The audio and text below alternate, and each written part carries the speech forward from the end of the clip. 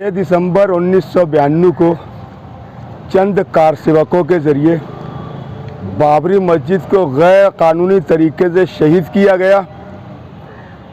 दुनिया के सबसे बड़े सेकुलर देश हिंदुस्तान की सेकुलरिज़म को सबूताज किया गया, सेकुलरिज़म की धज्जियां उड़ाई गई।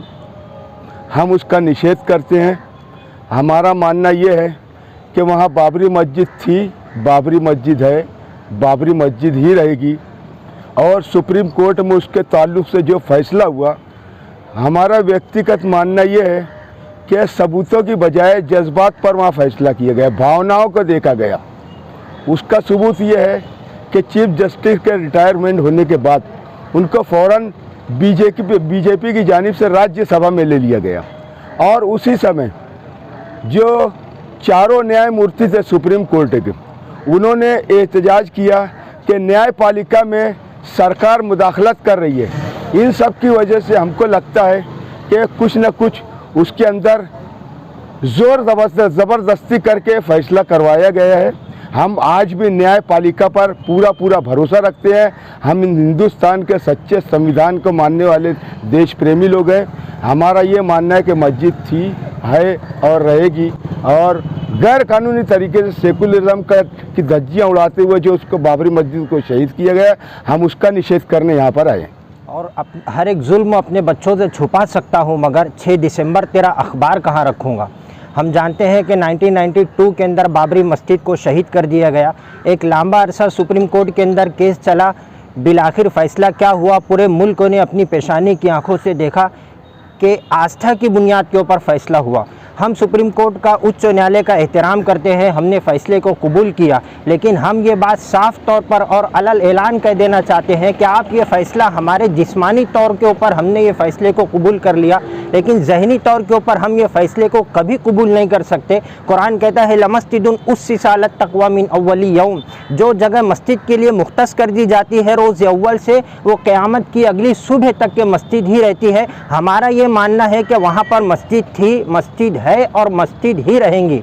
उसके बाद हैरत इस बात पर होती है कि सुप्रीम कोर्ट के ऊपर पूरे मुल्क का एतबार है। हम एहतराम करते हैं सुप्रीम कोर्ट के फ़ैसले का, लेकिन अजीब फ़ैसला है कि फ़ैसला हो जाने के बाद जो जज ने फ़ैसला सुनाया था, उसके रिटायरमेंट के बाद उसको राज्यसभा का मेंबर बना दिया जाता है।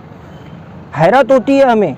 और कहीं ना कहीं हमें तो अब इस बात का डर है, इस बात का खदशा है हमें, प्यार और अमन की हर जहनियत ख़तरे में है। अब तो हमारे मुल्क में जमहूरियत ख़तरे में है। ये भी जनता की अदालत में आकर कह दिया जजों ने कि अब हमारे मुल्क में सुप्रीम कोर्ट की अहमियत ख़तरे में है। हम इस फ़ैसले को कबूल करते हैं, सुप्रीम कोर्ट का एहतराम करते हैं, लेकिन कहीं ना कहीं हमारा ये मानना है कि वहाँ पर मस्जिद थी, मस्जिद है, मस्जिद ही रहेंगी। ये फ़ैसला जिस्मानी तौर पर हमने कबूल कर लिया, ज़हनी तौर पर हम कबूल नहीं कर सकते हैं, क्योंकि सुप्रीम कोर्ट का एहतराम, हिंदुस्तानी नागरिक होने की हैसियत से हम सुप्रीम कोर्ट का एहतराम करते हैं। और हम ये बात अलल ऐलान कहते हैं कि फ़ैसला आस्था की बुनियाद पर। सहरा में, जंगलों में, बियाबान में पढ़ो, मीनार गिर गए हैं तो मैदान में पढ़ो।